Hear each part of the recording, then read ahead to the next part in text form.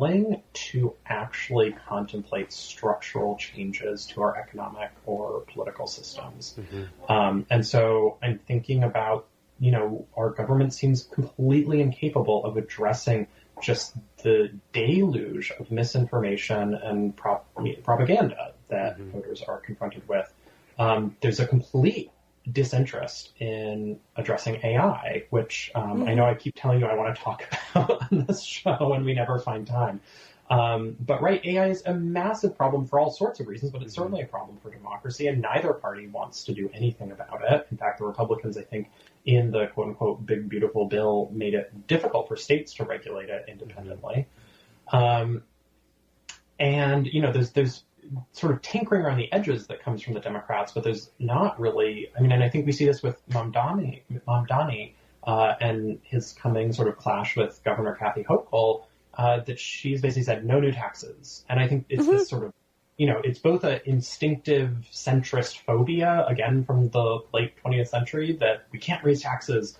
But it's also the fact that these people are bankrolled by wealthy donors as well, who do not want to see their taxes raised. And, are very happy to give people health care and transportation and whatever else, as long as it doesn't mean that they are paying more taxes.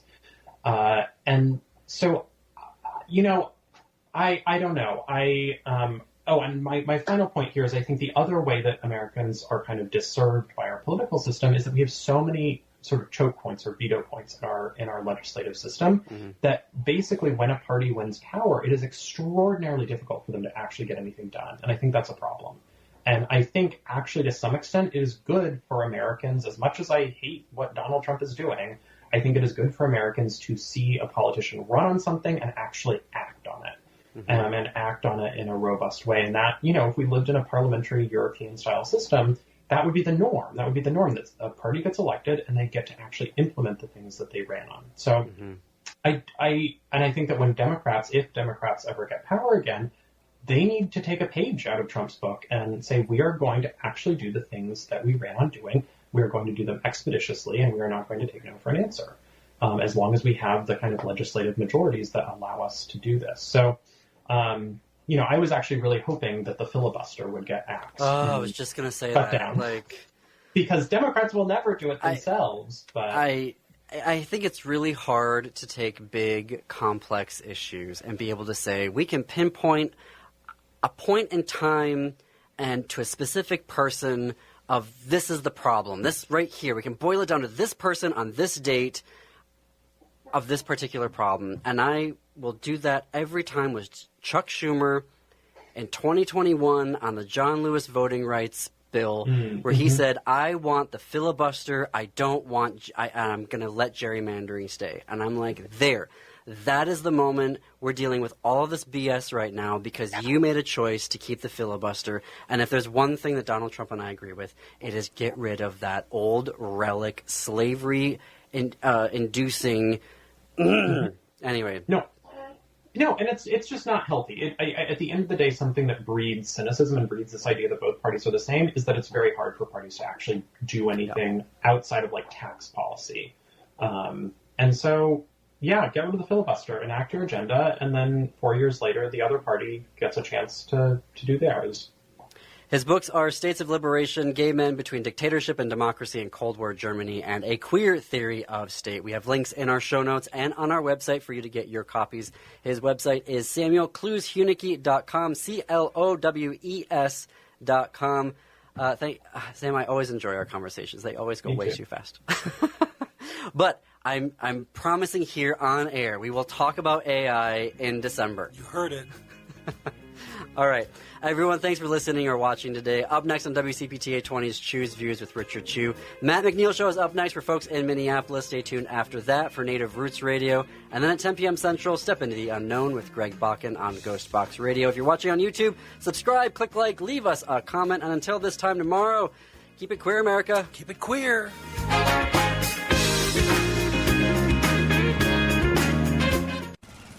Babes, what are you doing? What? I'm just mowing the lawn. No, it's blazing hot and dry out here. Don't you remember? Smokey Bear says. Avoid using power equipment when it's windy or dry. Where'd you learn this? Oh, it's on SmokeyBear.com. with many other wildfire prevention tips. Right. Thanks, honey bear. Because remember, only you can prevent wildfires. Brought to you by the USDA Forest Service, your state forester, and the Ad Council. Is credit card or other debt making it difficult to pay your rent or mortgage? Home insecurity is often the unintended consequence of an inability to pay mounting credit card debt, student loans, or medical debt. But by working with a nonprofit credit counselor, you can avoid or reduce the risk of eviction or foreclosure while tackling debt for good. For more information about how nonprofit credit counseling can help, visit nfcc.org. Made possible in part by the nonprofit Wells Fargo Foundation. Are you tired of talking to yourself? We can get you an audience on the radio. You can produce and host your own radio show on one of our 2 stations. Please call 773-792-1121. That's 773-792-1121 and ask for Mark. Limited space available. This is WCPT 820, where you can hear the Stephanie Miller Show every weekday, 8 to 11 a.m., because facts matter. AP News, I'm Marcela Sanchez. The Senate approved a bill to reopen the government. The vote was 60-40 with 8 Democrats joining Republicans. Speaker Mike Johnson. We applaud the 7 Senate Democrats and 1 independent senator who did the right thing. They decided to put principle over their personal politics. And my urgent plea of all my colleagues in the House, and that means every Democrat in the House, is to think carefully, pray, and finally do the right thing and help us to bring an end to the pain of the American people. Minority Leader Hakeem Jeffries says Democrats are ready to debate. They'll articulate there are a variety of different reasons that the bill is being opposed strongly by Democrats in the Senate, the overwhelming majority of them. And there'll be a variety of different reasons that we articulate in the House. Now, certainly we're going to continue to stand by our hardworking federal employees. The shutdown could last a few more days as House members return to Washington to vote. Some of this autumn's coldest weather yet is affecting millions of people in the eastern U.S. Areas of the Great Lakes and the Appalachian Mountains could see 4 to 8 inches of snow. Record low temperatures are expected as far south as Florida. In Syria, thieves broke into the National Museum of Damascus, stealing several ancient statues dating back to the Roman era. The museum reopened in January as the country continues to reel from the 14-year civil war and the fall of the Assad family's 54-year rule last year. Canadian-Hungarian-British writer David Soloy won the Booker Prize for fiction yesterday for Flesh, the story of one man's life from working-class origins in Hungary to mega-wealth in Britain, and shares advanced in Europe after a retreat in Asia.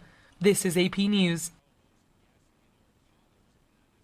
Drugs used to treat menopause symptoms will no longer carry a bold warning label. The Food and Drug Administration is removing a long-standing warning from hormone-based menopause drugs. More than 20 pills, patches, and creams that treat symptoms like hot flashes have a warning label about stroke, heart attack, dementia, and other serious risks. Millions of women were told to fear the very therapy that could have given them strength, peace, and dignity through one of life's most difficult transitions, menopause. Kennedy says these labels are outdated and unnecessary. It helps women sleep better, think more clearly, and live fuller, longer, and healthier lives. The change has been supported by some doctors who feel the warning scares off women who could benefit. Other doctors are worried the process that led to the decision was flawed. Ed Donahue, Washington. And I'm Marcela Sanchez, AP News.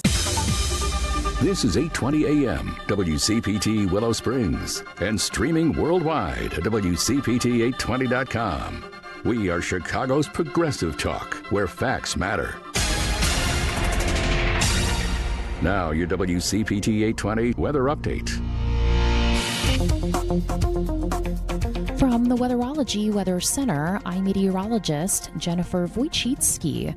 We'll see a few spotty snow showers early today. Otherwise, skies will become mostly sunny with a high in the low 40s. Breezy southwest winds at 10 to 20 miles per hour, gusting as high as 30. Tonight, mostly clear and a low near 35. By Wednesday, sunshine, a high of 49 degrees. And Thursday, plenty of blue skies and sun. We'll see a high around 53. That's your latest Chicago weather update. Currently, it's 27. When you're hiring, Have you ever felt like you're missing out on meeting great candidates? Well, they're not hard to find when you go to ZipRecruiter. ZipRecruiter helps 10 million people with their job search every day. People who are actively looking for jobs like yours. So it's easy to find the right person fast. 4 out of 5 employers who post on ZipRecruiter get a quality candidate within the first day. Try ZipRecruiter for free at ZipRecruiter.com/free. That's ZipRecruiter.com/free. WCPT 820, Chicago's progressive talk, where facts matter. Welcome to Choose Views with Richard Chew. Get ready to dive into a world of insightful conversations and thought-provoking discussions. As progressives, our job is to have an all-inclusive, full-on assault with all of our players. A show that focuses on moving our political, social, economic, gender, and cultural conversation forward. And all of our players means all of our players. It's Choose Views. And now, here's your host, Richard Chew. Good Tuesday morning. Progressives, chins up. Yes, and shoulders back. We have to still fight. That's what I talked about toward the latter part of the show yesterday, and all that happened on Sunday and yesterday politically with this vote changes nothing in terms of our requirement to fight. But welcome to the November 11th, 2025 edition of Choose Views, 773-763-9278. Find my show on Facebook Live, TuneIn Radio, heartlandsignal.com, and YouTube. You can email me at richard@wcpt820.com and do that. I got some emails completed, so thanks to you guys who've been really patient there. Follow me on X, follow me on Instagram, LinkedIn, Facebook, Blue Sky, Threads, Substack, and Spoutable. Yeah, we hang out there. And you can catch all of our shows definitely by subscribing to our WCPT podcast on Apple Podcasts, Spotify, and iHeartRadio. There you can get Choose Views featured interviews. And, of course, Joan Esposito, live, local, and progressive. Driving It Home with Patty Vasquez. The Big Picture with Edwin Eisendrath, Out Chicago, and our other shows and interviews. Make your way over to heartlandsignal.com. A couple of articles that we have there, both written article and audio clips. John Husted, who is really, really working very, very hard. He's a Republican in Ohio, the U.S. Senator John Husted in Ohio. He's really working hard to do something that's, I think, destructive, and he's trying to package it differently. And that is to really just continue to weaken and tear down Medicaid by packaging or trying to package it as straightening out the foibles with it and getting the fraud, the waste, fraud and abuse out of it, et cetera, et cetera. When in fact, what he's actually doing is tearing down the strengths of the plan. So we've got a really good piece there, both written article as well as the audio. So make your way over to check out that particular story that you guys should make yourself a little bit more aware of. And, of course, some of the other great articles and posts that we have there. On today's show, our guest will include, and we will be moving pretty quickly, author Kelly Cervantes will be with us in the 6:30 hour. And I thought it'd be good to kind of put a happy spin, a good story spin on, and not spin, but I guess attitude on where we are right now. And she's an author that that'd be cool to have on, talk a little bit about some things that she's seeing and talking about her latest book. My good friend, Rico Moat, will be in studio with us in the 7 o'clock hour to chat and talk and chop it up, as he and I like to say. And then we will have on during that time Justin J. Pearson, who's a Tennessee representative that many of you know came to fame a few years ago with their objections to what was going on in the Tennessee State House. And then political commentator Joe Walsh, former Republican, will be with us in the 7:30 hour. So we got a lot to talk about and lots of people to talk to about it today. So I'm looking forward to that. We'll bring you some Choose Views news in a little bit. But right now, on a local perspective, check this out. Get ready for a whole... Not that. We are here because the federal government under the Trump administration has failed to meet even the most basic expectations of transparency and accountability before this council. This administration seeks to evade scrutiny, for its violations of human rights, just as it has sought to evade accountability for its actions in cities like mine. This refusal to engage in good faith with international mechanisms for accountability and oversight is a moral failure. Here in Chicago, we are taking concrete steps through executive orders, local policy reforms, and community organizing to ensure that our city protects all of our people. I invite the UN's independent experts to visit Chicago to witness both our challenges and our progress firsthand. And I urge the Human Rights Council to consider additional measures of accountability, including a special session to examine the worsening human rights crisis in the United States. The people of Chicago and of this nation deserve a government that honors their dignity, not one that diminishes it. All right. So that was Mayor Brandon Johnson. And the reason that I found that clip compelling is a couple reasons.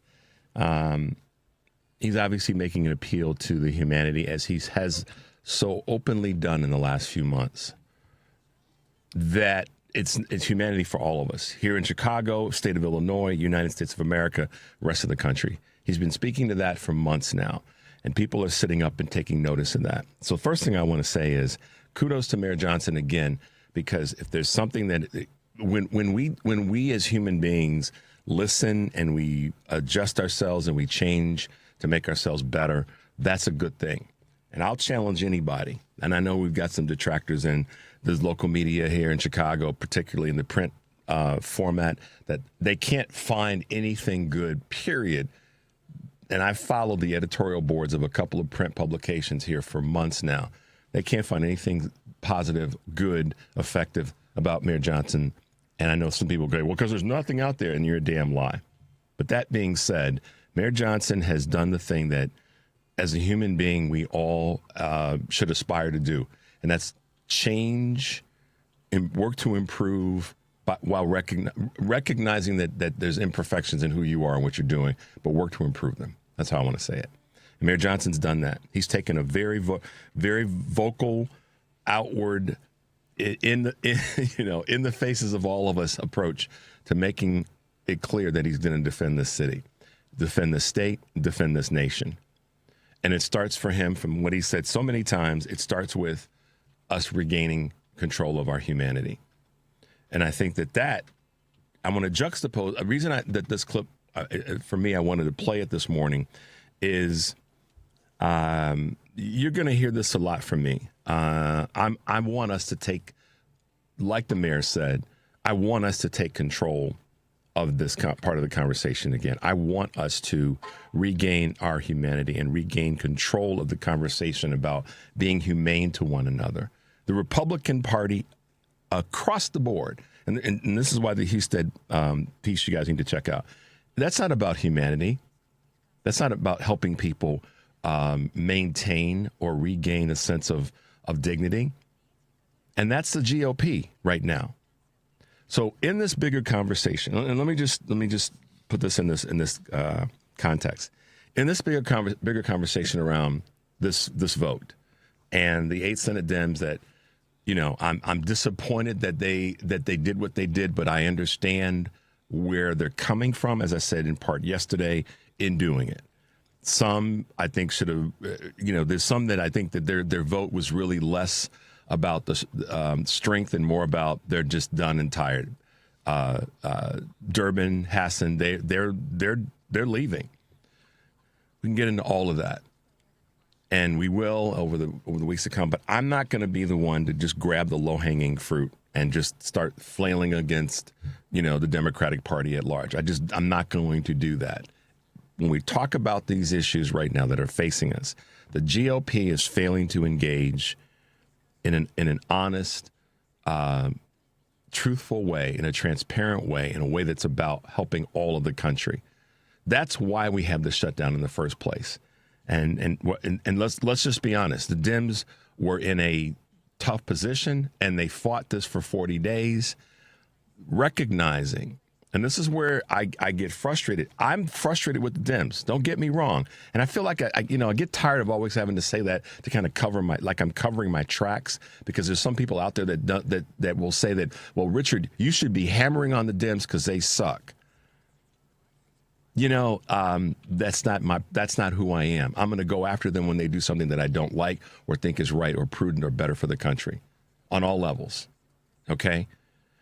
But doggone it, let's stop cutting our own wrist on this. We're going to cut our wrist to the point where we bleed out, and then there won't be any of us there to stand and fight.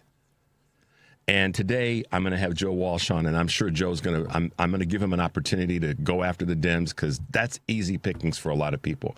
But I'm going to stand and push back on these conversations, because if that's all people do is just keep going after the Democratic Party in its entirety, that's a mistake. Go after the ones who are not effective. And I'll go back to something that David Hogg said. The ones that are not effective need to go. I'm paraphrasing. I didn't like his methodology, but the statement, that part is right. But doggone it, we have to stop going after the entire Democratic Party rather than taking time to go after the Republicans. It's easy to go after the people that you know. Go after the people over here that caused the shutdown. Go after the people that are not operating and negotiating in good faith. And they weren't going to, and they probably still aren't going to. So we take a version of a win as best we can. And although I don't like it, for those who want to push back and say, "Oh, I'm not being weak on this. I don't like it." But I don't like it because the Republicans got us here. So what I want to hear come out of the mouths of people is the Republicans got us here. They got us here before the shutdown. Let's remember who voted for the bill, the big ugly bill. It wasn't the Democrats. The Republicans did. Who's in the White House that's put forth these executive orders and tariffs? A Republican president did. And the Republicans have sat by idly and allowed it to happen. So let's stop just going after the Democratic Party just because it's easy and low-hanging fruit. Let's gather ourselves, like I said yesterday, and we'll say again, unapologetically, we have to go after sternly the Republican Party from top to bottom and from bottom to top, because it's all on them, because they're the ones that have the numbers. If they wanted to make things better and not cause harm to people, then, then they would do that. They clearly don't. So we're going to take a quick break. When we come back, we'll talk about this probably a little bit more, I'm sure. 773-763-9278. You're listening to Choose Views on WCPT AM 820 in Chicago, WARR 1520 AM and 103.5 FM from Warren County, North Carolina. I'm Richard Chu. We'll be right back. This is a WCPT moment in labor. On March 25th, 1911, in Manhattan, a fire at the Triangle Shirtwaist Factory killed 146 workers, who were mostly women.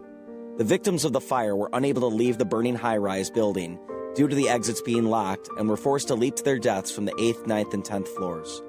Locking doors was a common practice to reduce theft and unauthorized breaks at workplaces. As a result of the fire, the New York State Legislature formed the Factory Investigating Commission, whose findings led to 38 new laws regulating labor. Some of the new laws mandated better egress, the installation of better alarm and sprinkler systems, and increased availability of fire extinguishers. Coincidentally, the American Society of Safety Professionals was formed, which now manages, researches, and consults occupational safety and health across 75 countries. This has been a WCPT Moment in Labor. We are working for your rights. WCPT 820, Chicago's progressive talk, where facts matter. Welcome back to Choose Views with Richard Chu. Hey guys, welcome back to the show. A couple of Choose Views news items on this November 11, 2025. Consumer price growth slowed in October. New data is showing consumer price growth slowed last month as merchants protected market share ahead of holiday gift giving. Open Brand, which tracks prices from online marketplaces and other sources, said inflation slipped by 0.22% in October after rising for 2 straight months. The deceleration occurred across all durable and personal good categories, except for communication devices. Open Brand is the latest alternative source for economic data to spring up amid a government shutdown that has silenced official sources. In other words, the federal government departments that should be reporting this, they're not doing it. I wonder why. Are the Democrats at fault for that? Flight cancellations mount amid the mandated FAA slowdown. Monday marks the four of the Federal Aviation Administration service reductions, and it could get yet worse given the fact that we've got weather patterns that are shifting, and of course, more than 1,400 flights were canceled yesterday because of the weather that we had here in the Midwest. The FAA ordered cuts amid staffing shortages due to the shutdown, which is unfortunately still in place, even though the vote has taken place. All right. Shutdown, but the shutdown being the longest on record, that means the Commerce Department isn't expected to release the Consumer Price Index for October later this week, actually on Thursday. Why is that important? Alternative sources that have offered a general look at the labor market, they are struggling to get some of the data that they need to actually do the reporting that they're doing external to the federal government. So yet again, part of the shutdown. And last but not least, Italian pasta makers are slammed with anti-dumping tariff. Crushing new tariffs on Italian pasta has made American aficionados as well as officials in Rome tied up in knots. Italy's leading exporters say that an anti-dumping duty of 92% on top of the 15% tariff on EU goods will kill the trade worth $770 million, and that many of them may pull out of U.S. stores as soon as January. While the U.S. probes into dumping of cheaper Italian pastas have been ongoing, any penalties administered have been worth the cost of doing business in the world's biggest economy. So, tariffs. I mean, this is not something we ever talked about under the Biden administration in terms of it being harmful to the country. But here we are. So let's be honest, guys. This year, 11 months into this year, this is something that we cannot get away from. The Republicans are in charge of the White House. I won't say in charge of it. The Republicans are in the White House, the House of Representatives. They have the numbers there, and they have them in the Senate. So stop blaming Democrats. Democrats, I believe, even though I hate what happened, I also hate that federal workers have not been able to go to work and get paid. I mean, that's not any more right. And yes, health insurance is a big A deal, but let's be honest about health insurance for a moment. How did we get to this point in the first place where we don't have a better option? And Obamacare or the ACA is a pretty doggone good option. How did we get here? It's because of Republicans, time and time again. So we have to pound the Republicans. This is where I think we lose. If we lose our way here and get distracted, that's a bigger problem for me. And get caught up in like I said, I use that phrase a lot, the low-hanging fruit, the easy stuff to go after. Oh, the Dems caved, the Dems folded. You walk by a federal worker every day that's having this to work without pay and try to navigate how you want to deal with that. That's tough too. So it's a perfect storm of badness, of awfulness. And we know that we've had Democrats who, are piebacks. We know that. But doggone it, there's a far greater number of Republicans who are piebacks right now. And then Speaker of the House is at the tip of the spear on that.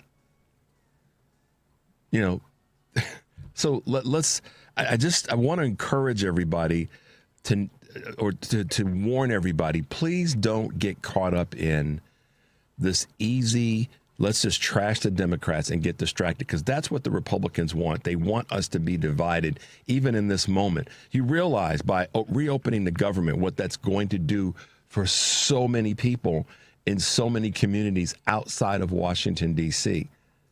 I hope people realize that, those of us on the left. We've got to take a pause sometimes and not get caught up in the easy, it's the we do that way too often, and the Republicans love that. I know that Joe Walsh, when he comes on, is going to talk about how they sat back as Republican when he was a Republican, and they knew that they would go to the death over something that was awful, but the Dems wouldn't fight to the death. Well, sometimes fighting to the death isn't the strategy to win, because you got to still be alive the next day.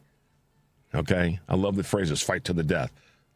Sometimes you need to back away so you can be around to fight another day.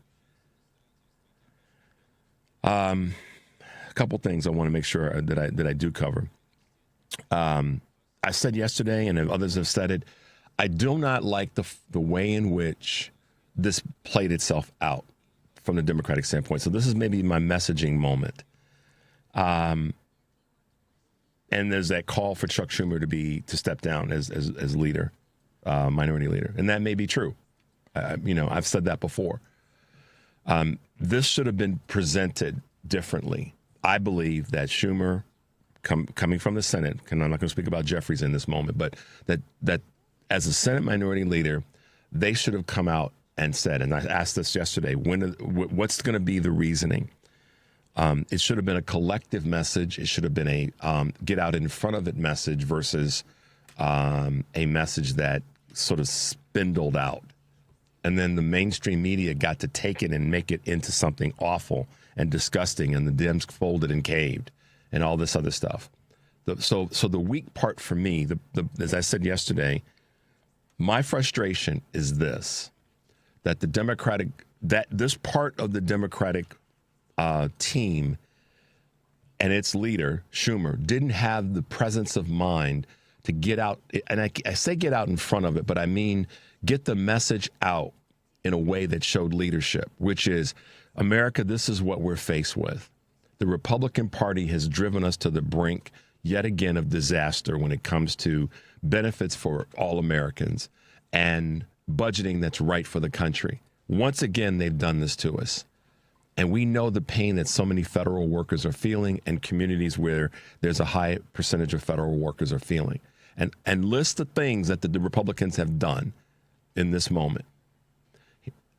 List those. And then say, we know that there's no easy fix.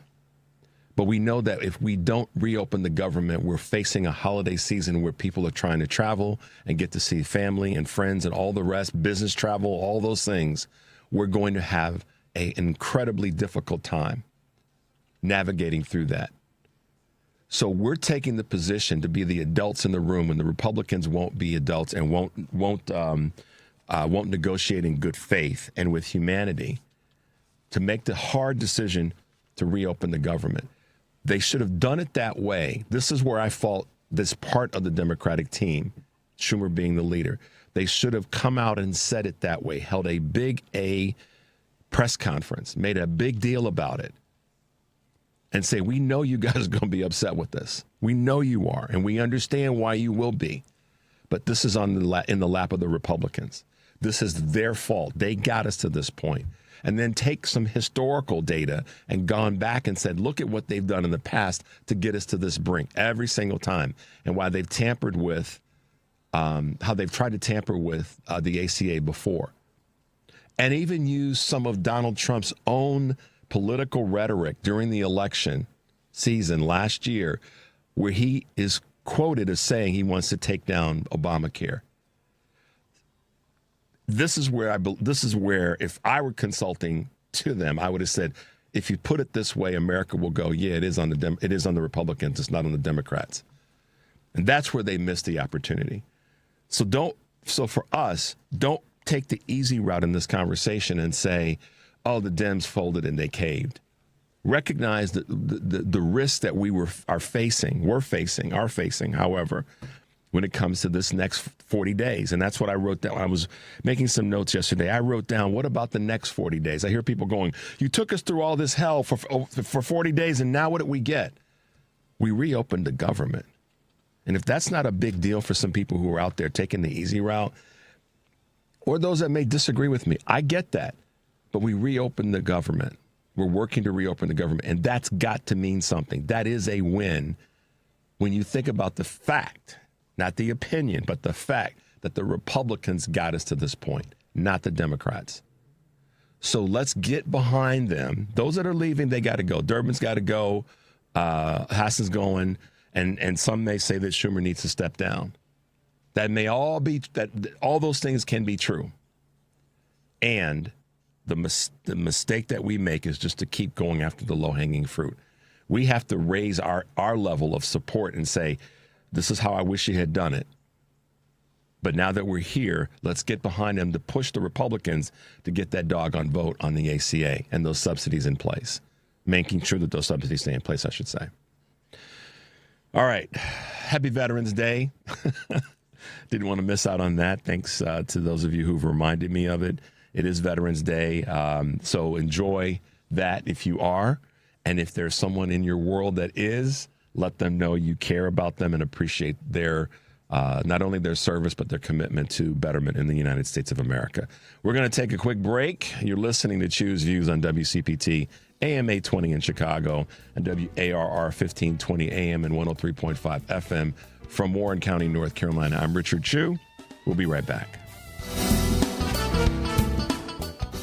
Attention timeshare owners. This is an urgent consumer alert from the Timeshare Exit Hotline, a national company specializing in helping consumers legally get out of their expensive timeshare contracts. We're offering you a way to legally get rid of your timeshare. So if you're fed up with the maintenance fees that keep on coming and want to learn if you can terminate your timeshare legally and permanently, call today. Even if you've tried before and were unsuccessful in getting rid of your timeshare, call today and see if we can help. We offer a complete 100% unconditional client satisfaction guarantee. Make this completely free call and learn how we can help you legally put an end to your timeshare nightmare once and for all. You have nothing to lose, so call right now to qualify and receive a free consultation. Call 800-838-8614. 800-838-8614. That's 800-838-8614. Paid for by Airtime Media. You're listening to WCPT 820. Here's the latest Chicago weather update. From the Weatherology Weather Center, I'm meteorologist Jennifer Wojcicki. We'll see a few spotty snow showers early today. Otherwise, skies will become mostly sunny with a high in the low 40s. Breezy southwest winds at 10 to 20 miles per hour, gusting as high as 30. Tonight, mostly clear and a low near 35. By Wednesday, sunshine, a high of 49 degrees. And Thursday, plenty of blue skies and sun. We'll see a high around 53. That's your latest Chicago weather update. Currently, it's 27. This is WCPT 820, where facts matter. Welcome back to Choose Views with Richard Chu. Guys, welcome back to the show. Thanks for being with me this morning. I know I had to kind of say what I had to say regarding the shutdown and the vote so that you guys had an understanding of where I stand. And it's there's a couple of prongs to where I stand on this, but at the end of the day, it's about moving forward as best we can. It's about staying positive. It's about recognizing when stuff happens that we've got to galvanize together rather than snipe at each other and pull apart. And I said to you guys at the beginning of the show that I was going to have a person on this morning that found their way through that and working through love and loss and motherhood and the pursuit of self, which we all, I hope, are in some way striving for. Maybe not motherhood, because some of us are not, I'll stay out of that. But, you get my point. Fatherhood, adulthood. With us this morning is an author that I came across, and I was just like, wow, this is a perfect time of the year to have someone on to speak about moving forward and how you take craziness in your life and you find a way to make it better. This morning, we have with us the author of The Luckiest, and that would be, I'm going to call her my new author friend, Kelly Cervantes. Good morning, Kelly, and welcome to Choose Views on WCPT. Good morning. Thank you so much for having me. Absolutely. I haven't read your book. It may be some Christmas gifts for some people that I think will greatly appreciate it. But I really am honored to have you with us on the show this morning. I want to say it this way, Kelly, and I don't need to know where you sit politically, but what I will say is this. Our country is at a time right now where there's so much stress and so much reaching for a better place is probably how I'll put this. And Mayor Johnson here in Chicago talks about maintaining and regathering our humanity. And your book really gets into the conversation about going through some stuff and then getting to the other side. So tell our audience a little bit about you, about your family, about the book, and why it's so meaningful for us right now. Yeah, absolutely. So while my family does not live in Chicago currently, we used to for 4 years, from 2016 to 2020, when my husband Miguel was Alexander Hamilton in the Chicago production of Hamilton. Yep. For the duration of the show before it closed in 2020, and then they transferred him to Broadway, and so our family moved back to the East Coast for that, but we left Chicago begrudgingly. We did not want to leave. We fell in love with Chicago and with the people here. Kelly, can I ask you a question? I just have to, because that put a big smile on my face. Why did you guys fall in love with Chicago?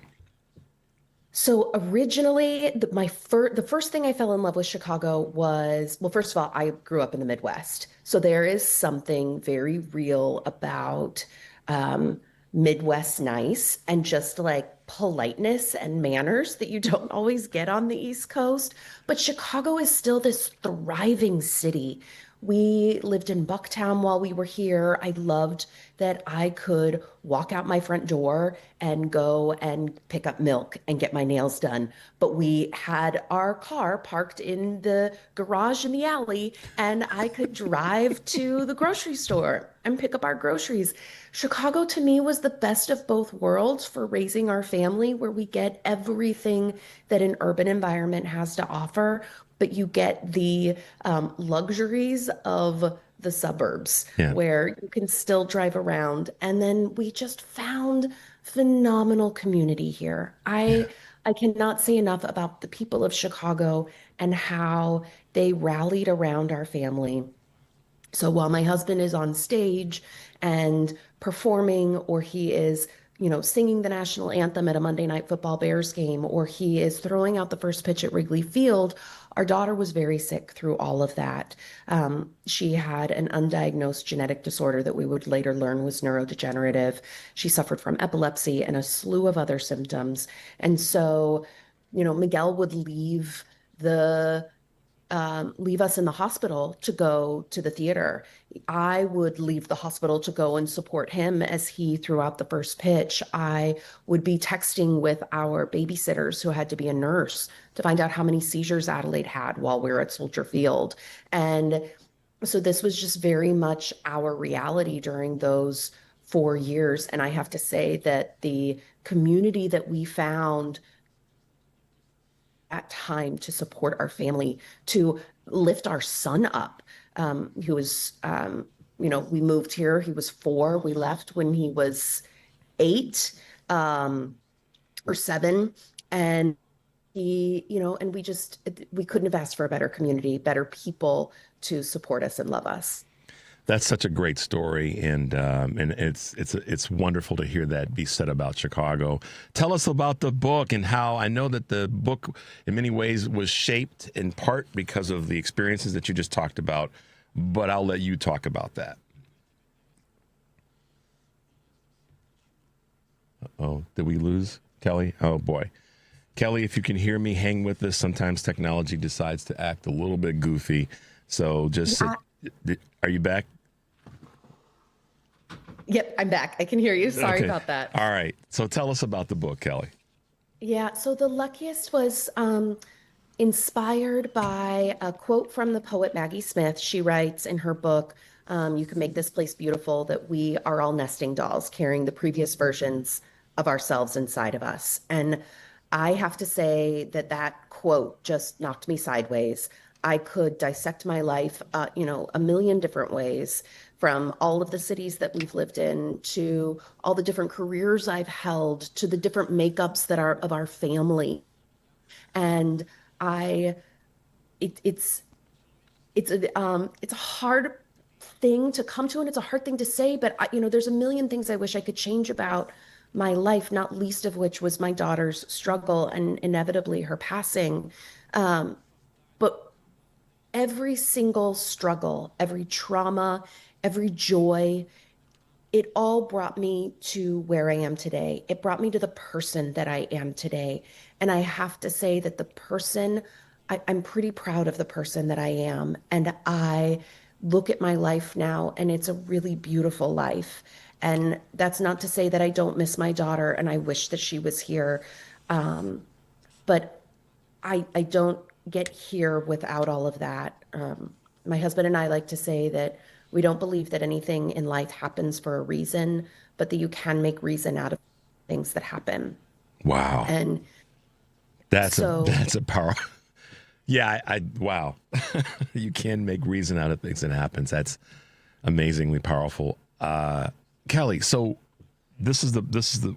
you've made a number of wonderful statements, and this is that point in your life where you just said it yourself. You wouldn't be here in the way in which you are had it not been for those struggles. Talk about how you see that as part of all of us as human beings, and why it's so important to, as much as we rally the good in our lives, we have to also embrace the not good. You have to acknowledge it. You have to live it. You have to sit in it. No one comes out the other side with like the Instagram filter and the sun is shining down on them and they're like, life is good. No, that's not resilience. Resilience is the gritty. It is the hard work. It is the tears. It is the late nights. It is, it is years of that. I was talking to an author friend of mine, Amy Betters-Midvet, she specializes in helping other parents with their teens. And she was talking to me about teenagers cocooning, like especially teenage boys. They go to their room and they just stay there for years and devolve and cocoon, and then they come out. And I thought about that, and I was like, the problem is that we don't just cocoon once in our life. We don't come of age once in our life. We are constantly coming of age. We are constantly growing. We are constantly evolving.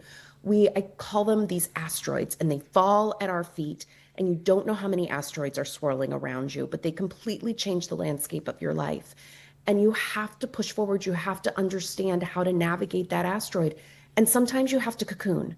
Sometimes you have to devolve. Sometimes we need to give ourselves permission to, whether it's months or a year or whatever it is, but to grieve, to look out at the new landscape of our lives and then rebuild ourselves into a stronger person, and to be able to come out on the other side as this, beautiful butterfly or the next painted doll in the series of our lives.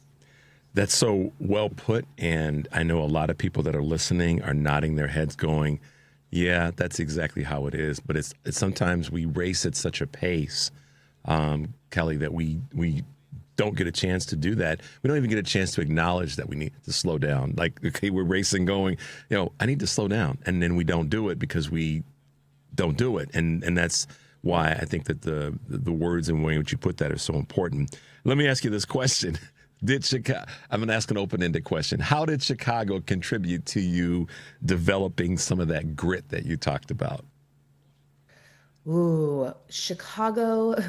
Can I start with Chicago traffic? Yeah, you can start with Chicago traffic. But keep going. That definitely helped me with some of that grit. Chicago helped me with that grit because the people that I met here were not afraid of what we were going through. And they showed up in the darkest places. When Adelaide died, I was a walking zombie. Broadway in Chicago stepped in and they helped us plan her funeral. They helped us put out a press release. And when her funeral came, there were 400 people who showed up to the library downtown who were willing and open. And so many of them we didn't know, or we had met once. And the grit of Chicago is that they show up, and they show up when it's hard, and they show up when it's dark, and they're not scared of that. And I think so many people just want to show up when it's good, and they want to show up when it's happy and when it's easy. But Chicagoans were there for us even when it was the hardest months and years of our life. And that's one of the things that, and thank you for saying that as a Chicagoan, that's a proud Chicagoan, and I've been all over the country and traveled and keep my passport up to date. That is the thing that always keeps me grounded, is that I know that about Chicago. And I also, when I say that, I think about that as it relates to in the greater context of where we are as a country. We've got to show up for each other right now, and if we don't show up for each other, we're going to slip into this abyss. And this is not a pause abyss. This is a bad abyss. And so I think right now, one of the things that I've been, praising Mayor Johnson for here in Chicago is that he keeps showing up for the city, and he's taking the hits, and some of them are warranted, but he keeps showing up. And that's what I want to see more and more from our leadership across the country, is to keep showing up for people as best they can. Your book has, when someone writes a book, and I see the word memoir, I always want to ask the question, what is it that put you, I guess, what is it that said, I want to make this more of a memoir style of writing? Does that make sense what I'm asking you? Yeah, well, my first book, Normal Broken, was very prescriptive. It was really about that grief journey after Adelaide passed away, and I wanted to help others navigate like those first couple years of like that deep, hard grief, and helping them to choose to want to heal, because it is the choice. And so when I set out to write that, it was actually really hard. So much more with my blog, my Substack, all of that. I'm much more used to a prescriptive style of writing. But with this one, there were just so many themes and pieces that I wanted to write about, that I wanted people to be able to connect with the different aspects of it on their own, and without me having to tell them what I thought they needed to connect with from this particular story from my life, and to leave that more open-ended for them, because I think that, look, we are just not that special. And I think that sounds a little harsh. We are still special in all of the ways that PBS's Mr. Rogers taught us that we were. But we share a common human experience. And the unique events of our life may be unique, but the way that we process them, the way that we respond to them, that is human. And the more that we share our human reactions, the way that we respond to that, the more human we become, the more compassionate, the more empathetic, the less alone someone else feels, because they can relate to something that I'm talking about. And I think that sharing our stories is just so unequivocally important. Yeah, I agree with you there. You're listening to Choose Views on WCPT AM 820 in Chicago and WARR 1520 AM and 103.5 FM from Warren County, North Carolina. I'm Richard Chu, and we are talking to best-selling author Kelly Cervantes, author of The Luckiest. Kelly, this is, I don't know if it's a hard question, but it's one that I think people want to hear sometimes. How have you been able to, or have you been able to, help others, separate from the book, but help others with their grief that may have experienced the loss of a loved one, and more specifically, the loss of a child? Yeah, I have had the incredible opportunity to be invited to speak for several nonprofit organizations. I've led grief retreats with a local grief organization in our town in New Jersey. I think so much of grief help, it has to happen in person. There are plenty of like online resources and all of that, but I think the moment that we can get together in person and relate to other people is really when a lot of that healing can begin. And so I am so grateful every time that I get to talk to someone, be it at a retreat or at a conference, or even online in DMs. I am sort of ridiculous, but I try and respond to every single one of them. And I as know long as that I can. feeling. I'm not putting this on the same level. I'm just saying I know that feeling when I get a ton of emails from listeners and 2 days go by and then the guilt comes in. Oh my gosh, I got to respond. I haven't taken care of the request from somebody. I get it. It's a different level of it or category, but I understand you want to do them all at one time. So sorry. Yeah.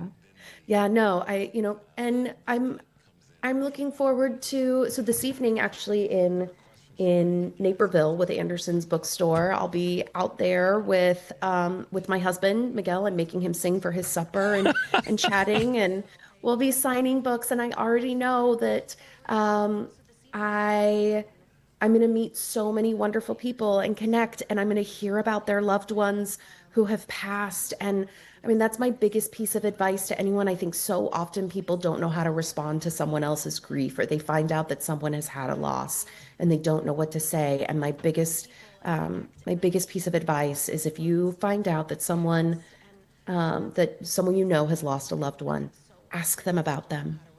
Ask them what they were like. Ask them about a favorite memory. Because all they want to do is talk about them. Yeah. They want them to be remembered. That I can't remember anyone that I know that has said that in terms of asking about the person that has passed away. But it's so spot on. My sister taught me years ago to talk to the caregiver about what it is that they're confronted with, rather than what you think they're confronted with. And that has stayed with me for a long time. She shared that with me, I believe, when I was in my early 20s, because we had a handful of family members that passed away at that time in my life. And my sister's a little bit older than I am. But that's great advice, Kelly. That's so wonderful. And you're going to be in Naperville. Man, it's one of our wonderful suburbs of the Chicagoland area. So that's awesome. Where are you going to be in Naperville? I should know this, but just you tell us. We are at Christ Community Church. I think it's the Yellow Box Theater. And I think it starts at the 7. The event goes from 7 to 8. We'll be signing from 8 to 9. And Anderson's is just such a wonderful independent bookstore. So I'm so excited to be able to partner with them on this. Yeah, I always ask this question. So what are you working on next? I mean, I know that this is just here, so it's like this. It's a classic, Okay, so what's next? But so are you? I shouldn't say I shouldn't make an assumption. But as you look down the road and think about the contributions that you've had with your writing and your work and your speaking and all that, are you looking at what the next might mean for you and where you might have the next amount of impact on people's lives? Yeah, with this book out, I'm looking to focus on a lot of the public speaking aspect, because I love connecting with people in person. I just think it's so important in this day and age of living our lives online, to make that effort to see people face to face. And I think we can have such a powerful impact. So I'm gearing up for that for next year. And also, this has been a wild season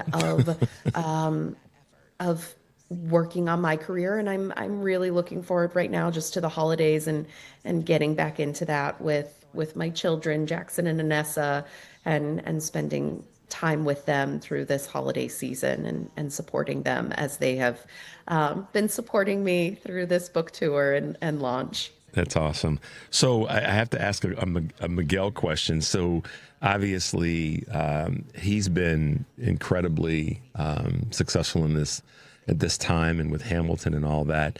How is he, and how does he navigate through this challenging time and this busy time for you and the family?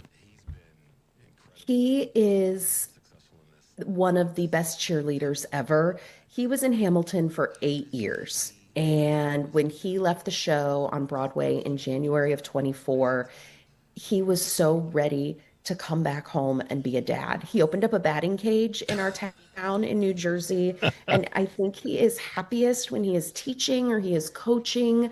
We used to always joke before he got Hamilton, he was like, he was such a better stay-at-home dad than I was a stay-at-home mom.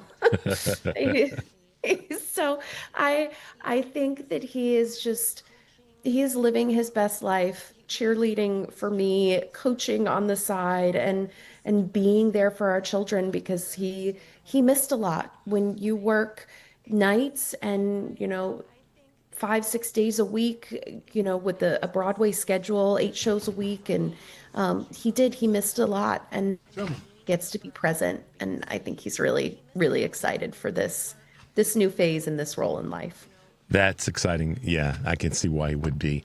Well, Kelly, the other thing that I think comes to mind, going back to something you said earlier about grit, and having gotten a lot of that or been able to see some of that in the city of Chicago, you get to carry that forward and as part of your teaching and part of your personal experience with people. Are you finding in your, whether it be a book signing or whether it be a speech or presentation that you're giving, that you're having an impact on people and transferring that energy, that vibe to help sustain them? Do you get a sense that people are kind of resonating with that grit and with that strength that you've been able to acquire through some pretty challenging times? I think so. I hope so. I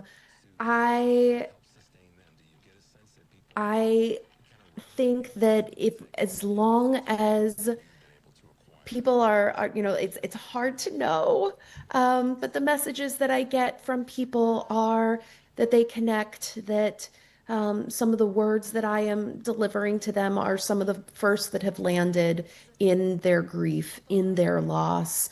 And while our story is unique because my husband was Hamilton, the story of loss is not unique. The story of child loss is not unique, no matter how much we don't want to talk about it or how uncomfortable it makes us.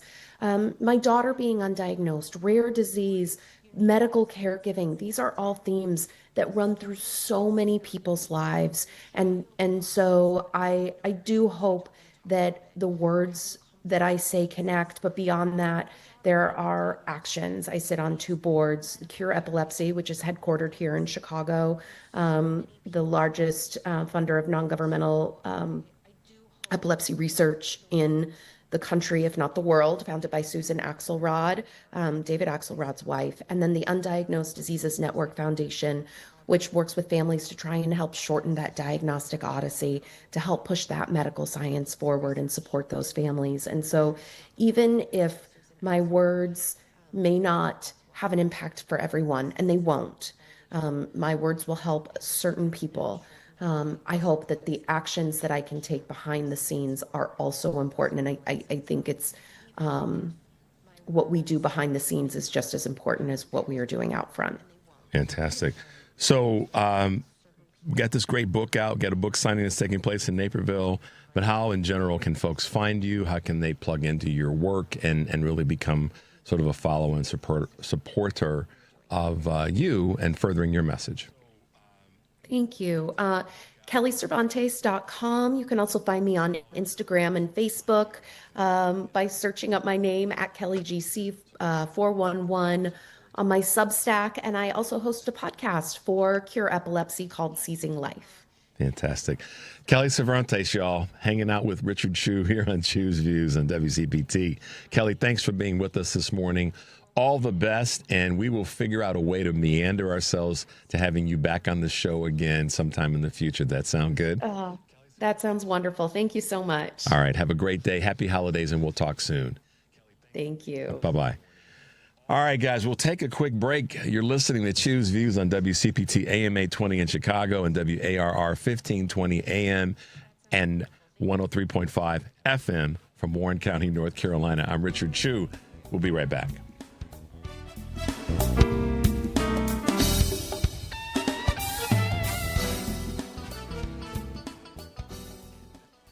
Check up on health with Chris Whitting. Veterans face a wide variety of mental health and stress-related challenges when they return to civilian life. Here's Christopher Loftus, Ph.D., National Director for the U.S. Department of Veterans Affairs. It is common for veterans to struggle with mental health and stress, both when they come back, but also over time. It comes out in different ways and different reasons. Oftentimes, mental health struggles come out after a life stressor, a financial stressor, and those are the moments when we really want to make sure that veterans have options for reaching out for help. But help is available. MakeTheConnection.net is the site where hundreds of veterans have shared stories across military eras, across military branches, about the struggles that they went through, and more importantly, how they went about getting help and what treatment has meant for them. Again, the address is MakeTheConnection.net. With Checkup on Health, I'm Chris Whitting. Brought to you by Progressive Insurance. Not only does Progressive let you bundle your insurance, but they also give you round-the-clock protection. Quote today at Progressive.com. AP News, I'm Marcela Sanchez. The Supreme Court rejected a call to overturn its landmark decision that legalized same-sex marriage nationwide. The justices turned away an appeal from Kim Davis, the former Kentucky court clerk, who refused to issue marriage licenses to same-sex couples after the High Court's 2015 ruling in Obergefell v. Hodges. President Trump is asking the Supreme Court to throw out a jury's finding in a civil lawsuit that he sexually abused writer E. Jean Carroll at a Manhattan department store in the mid-1990s and later defamed her. The longest shutdown in history is closer to an end after the Senate passed legislation to reopen the government. The vote was 60-40, with 8 Democrats joining Republicans. The shutdown could last a few more days as House members return to Washington to vote. And air passengers can still expect delays. AP correspondent Ben Thomas has more. We were supposed to fly out of New York Airport yesterday at LaGuardia at 5 o'clock, and we got delayed until 9 p.m., and then they canceled the flight and sent us here to reroute through Denver to get to Iowa. Bill Paul spoke to us at Newark Airport in New Jersey. Even if the shutdown ends, air travelers can expect cancellations and delays to worsen this week. The FAA is moving ahead with deeper reductions in flight schedules at 40 major airports. So, yes, I'm concerned we might be stuck in Colorado. Amy Lark and her husband are both air traffic controllers. Now having missed 2 paychecks, that uncertainty and that financial strain is becoming unbearable. Unpaid for more than a month, some air traffic controllers have begun calling out of work, citing stress and the need to take on second jobs. On social media, President Trump posted, "Get back to work now." I'm Ben Thomas. Fast food chain Wendy's plans to close hundreds of U.S. restaurants over the next few months in order to boost its profit and make its remaining stores more appealing. This is AP News. A change is coming to baseball sports betting after 2 MLB pitchers were indicted for rigging pitches. Correspondent Gethin Coolball has more. Major League Baseball's authorized gaming operators will cap bets on individual pitches at $200 and exclude them from parlays after 2 Guardians pitchers were indicted and accused of rigging pitches at the behest of gamblers. MLB said Monday the limits were agreed to by sportsbook operators representing more than 98% of the U.S. betting market. A league statement said that pitch level bets on velocity and of balls and strikes, quote, present heightened integrity risks because they focus on one-off events that can be determined by a single player. I'm Gethin Coolball. Canadian, Hungarian, British writer David Saloy won the Booker Prize for fiction for Flesh, the story of one man's life from working-class origins in Hungary to mega wealth in Britain. I'm Marcela Sanchez, AP News. This is 820 AM, WCPT Willow Springs, and streaming worldwide at WCPT820.com. We are Chicago's progressive talk, where facts matter. Now, your WCPT 820 weather update. From the Weatherology Weather Center, I'm meteorologist Jennifer Wojcicki. We'll see a few spotty snow showers early today. Otherwise, skies will become mostly sunny with a high in the low 40s.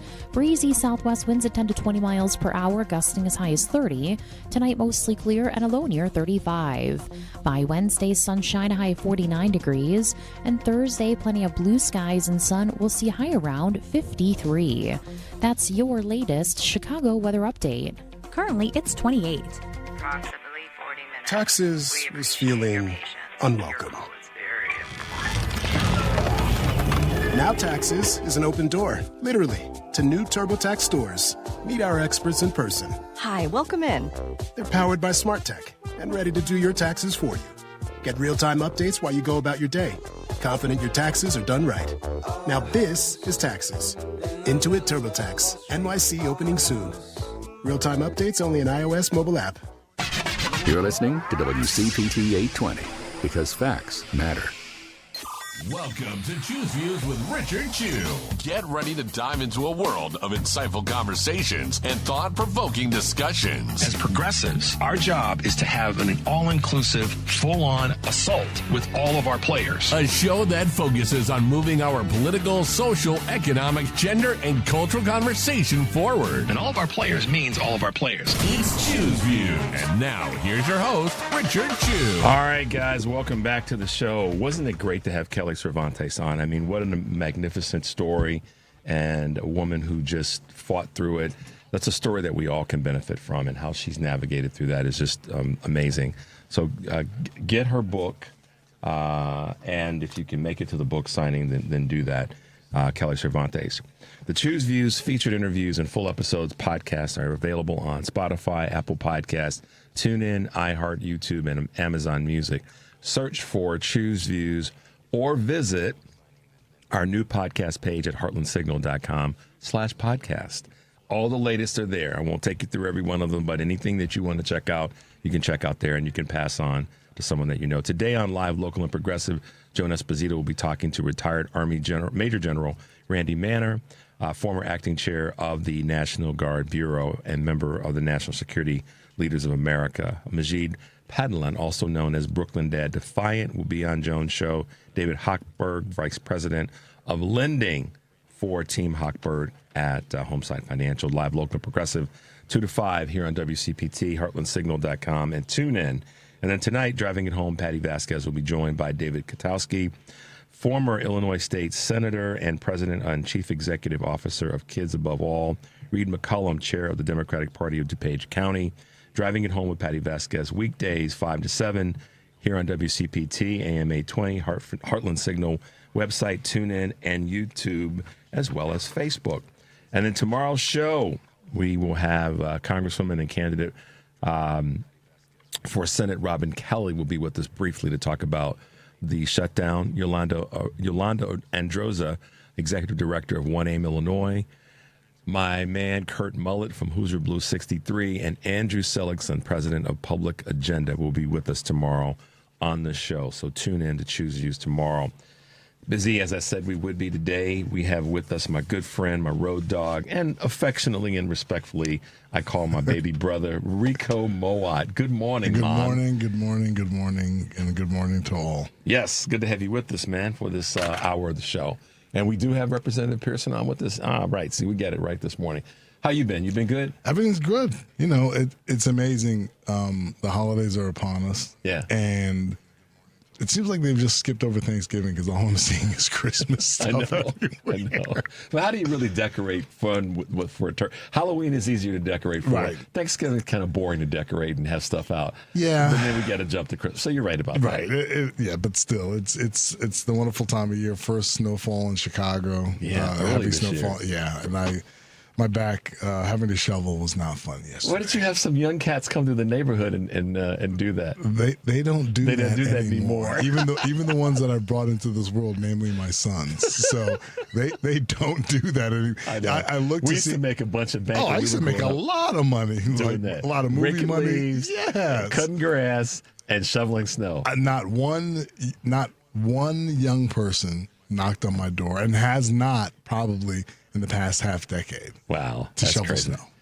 Well, there's a person on with us this morning who may or may not know anything about shoveling snow, but what I will tell you is he knows. He's got a back. He's got spine in his back. He knows how to fight, and that would be Democrat Representative Justin J. Pearson from the great state of Tennessee.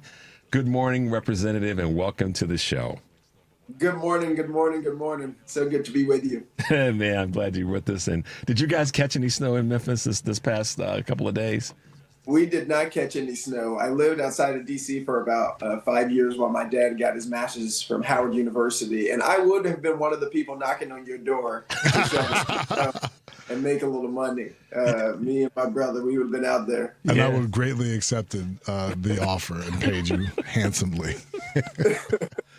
Well, it's so great to have you with us this morning, Representative, and I'm honored to have you with us. You are, for a lot of people who may not know, and if they don't know, then that is what it is. But you became a name, a household name, and main, kind of people just said, "Wow, I can't believe this is happening." When you said no to your own state legislature and your other, folks there in Tennessee when it came to how they were meting out benefits and how they were not stepping forward when it came to gun violence. And you and Ms. Johnson, you guys just said no. We're gonna approach this differently. Tell this it's not a quick story, but tell this story for the listeners who may not remember one of the signature moments in how you became a national name and because you were doing the right thing. Yeah. One, again, thank you so much for having me, and happy Veterans Day to all our veterans out there who've served. Look, on March 27, 2023, the largest mass shooting in Tennessee history happened at the Covenant School, a private Christian school, where 3 adults and 3 children who were 9 years old died because an individual went in with an assault weapon and killed them at the Covenant School. Literally a couple of days later, 7,000 protesters came to the state capitol demanding that we do something, that we act in a way that is more just, ban assault weapons, prevent people who shouldn't have access to firearms from getting them, asking for sensible legislation from the legislature, and they were ignored.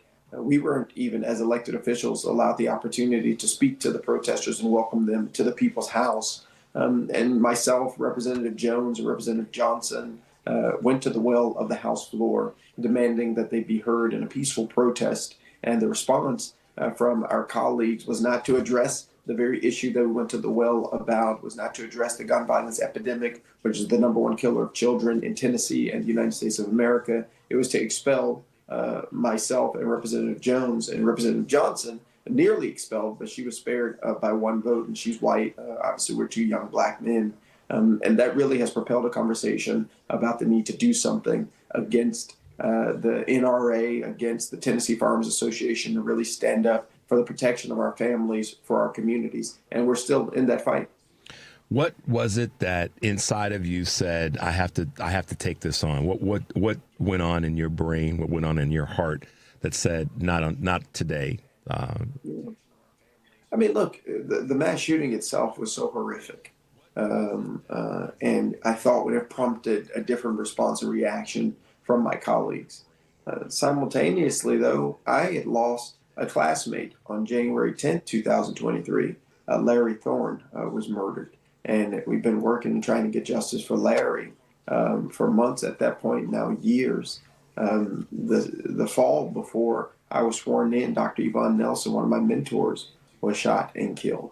And several years ago, I lost a cousin, TJ, to gun violence. And now, since this has all happened, I've even lost my own brother by suicide and with a gun, and ask anybody to call 988 if they're struggling.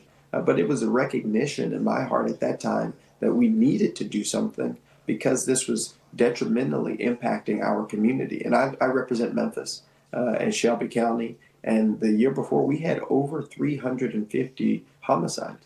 And so this is a real problem that we needed to address, and to see my colleagues do nothing while 7,000 people showed up. I mean, people showed begging for us to do something, parents and teachers and students, and that external push and power really gave me, and I believe my colleagues, internal fortitude and courage in that moment in time. And that was recognized by so many people across the country. I know that had a ripple effect because you did something that a lot of people won't do on a number of issues, but certainly one that, because of the vaunted Second Amendment, so many people run for cover from it, where you stepped right to the mic and literally said, no, this is not something that we can let just slide idly by. What kind of hell did you catch outside of the chamber? I mean, we saw what happened inside of the chamber, inside in But what did you deal with externally or outside of those confines? Yeah, I mean, we had to get security for several weeks afterwards because people online were making threats and saying all types of negative comments. Because, exercising your First Amendment for some folks is deeply problematic, even when they're saying they want to protect the constitutional amendment. It's certain ones that they care about protecting more than others. There are folks who took the words that we said and juxtaposed it to different things, saying, "Oh, this person's fake" or "this person's phony." I mean, we were on Tucker Carlson, all these right-wing Republican shows of people fomenting hatred and bigotry and racism. Ultimately, is what it was. And all the messages coming in saying you need to cut your hair. And you wore a hold on a second, y'all. We got to let everybody know this. This brother wore a dashiki and had a white dude tell him you should dress with the decorum of this chamber. Let's talk about that for a second, because it was day one. Talk about that. That was literally day one. My brother Tim, God rest his soul, was there with me. I had just gotten sworn in to serve as a representative, and that day, I think it was February 9th. I'm wearing a dashiki in honor of our West African heritage, the ancestors whose sacrifices and shoulders I still stand on to this very moment. And I've worn a suit since I was 8 years old. And so a suit is not foreign to me, but it's a special occasion, a special day. And I get sworn in. And once everybody comes into session, at the very beginning, during welcoming and honoring, where you welcome your constituents, you honor people who are hitting milestone birthdays or who have passed away. One of my colleagues, Representative Hawk, gets up and says, "You need to make sure you dress like one of us," in essence. And that's not how you're supposed to dress. And it's like, I literally, one, I just got here. But two, you don't know me. Already, speaking against me. And that's the problem. I think we have people make these assumptions so quickly. And instead of doing the work of actually introducing yourself, getting to know people. He didn't come greet me, didn't say, "Hey, welcome to the chamber." None of those things. But already said, "You're not fitting within our modes of whiteness. And thus, you're problematic." But my constituent sent me here. He can't vote for me. Right? My constituent sent me here. And I get to represent them the way that I need to. And they said there was this rule that said you had to wear a certain shirt and a tie. And so all the media start looking for the rule. Yep. There is no rule. There is no rule. No.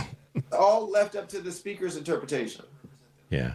Well, this is the part where, and I know Rika wants to chime in on this in terms of these are those, this wasn't subtle form of racism and bias in an elected chamber of people that are there to represent the folks that we hold so near and dear to us. But you stood strong, and to me that showed on yet another area why you were the person for the moment. You're running for Congress. Talk to us about that.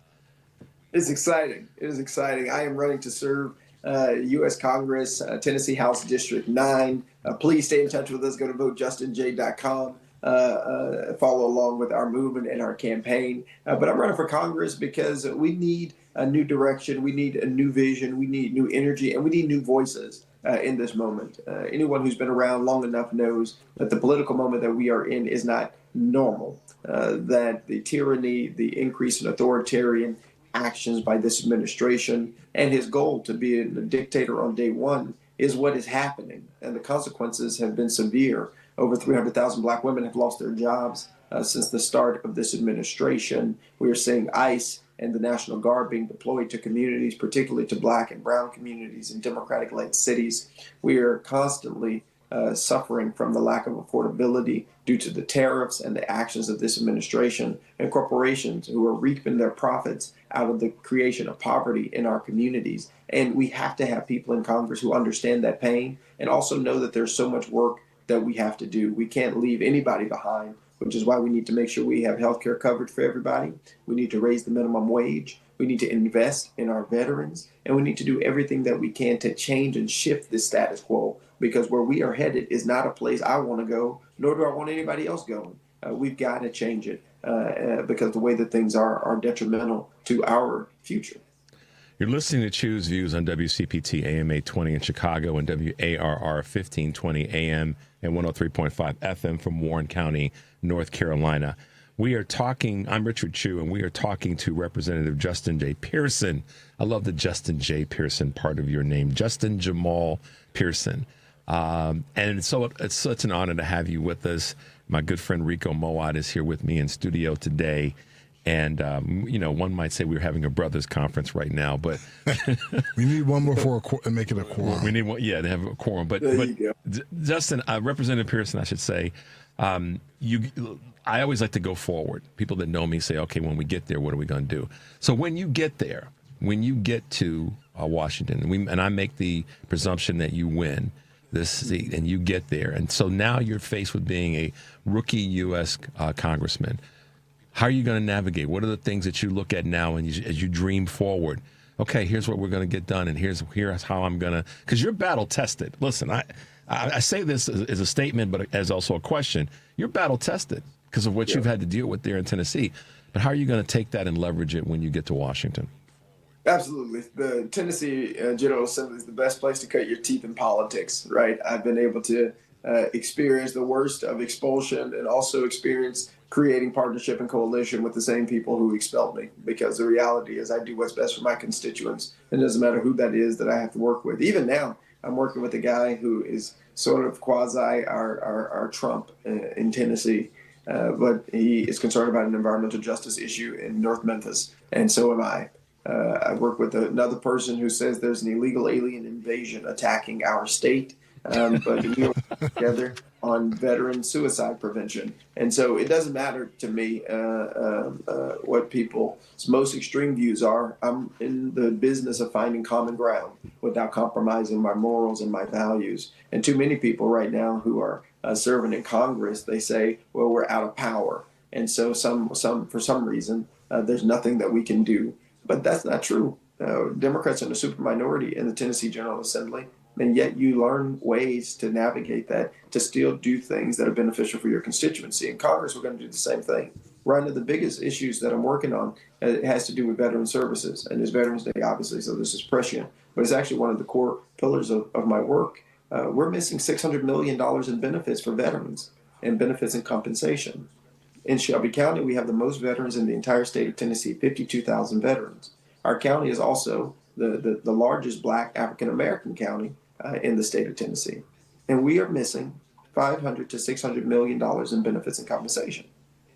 I'm going to work with the Veterans Affairs Administration to determine why we're not getting an equitability study for the ratings that our veterans are getting or the resources that we need in order to increase the amount of veteran services officers. But this has happened while my opponent has been there for 20 years. It's not been a priority. People that want, choose and fuse from corporations to pay taxes. But could you imagine the infusion of capital of over $500 million into the pockets of people in our communities? What that does for home values, what that does for small businesses, what that does for opportunities for our churches, right? That is transformative, generationally transformative, and will be one of the most significant things and parts of my legacy in the time that I serve in Congress. And that's, what happens oftentimes, and I know you see this because your elbows deep in this. Republicans are always running around, whether it be on a federal level or on a state level, talking about we got to protect the troops, got to honor the troops, and God bless the troops, and all this, just frankly, for me now, from Republicans, garbage.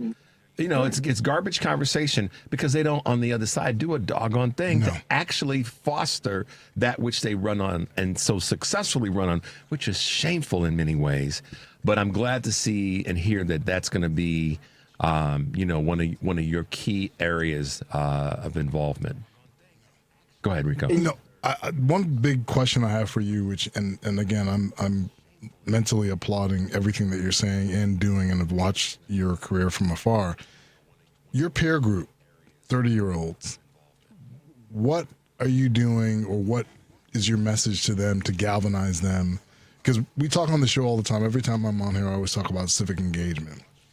And hearing you speak about these issues that are affecting your constituents, what's your message to your peer group to get them to engage civically, to understand the complexities the layers of things on the state, local, and then most importantly, federal level, to have them be engaged and take up the mantle for what's really going to be a watershed moment sociopolitically in the next 4 to 8 years.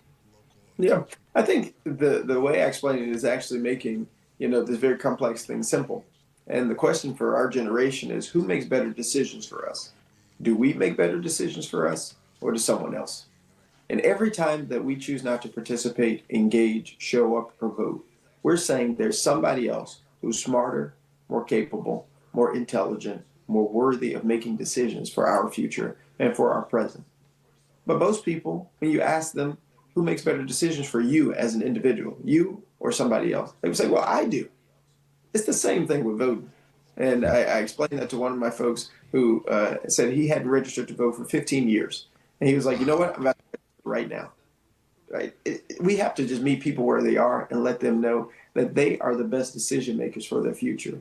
And a lot of people have been benefiting off of the fact that we haven't been engaged. A lot of people have been benefiting off of the fact that they honestly believe that they're better decision makers than we are for our own communities, for our own future. And that's not right. And so it's making it real simple and real plain. And it's always important, right, to remember the ancestors. It's always important to remember those who made it possible for us to even be able to vote in the first place. And it is also important to recognize that the power of voting isn't an abstract thing.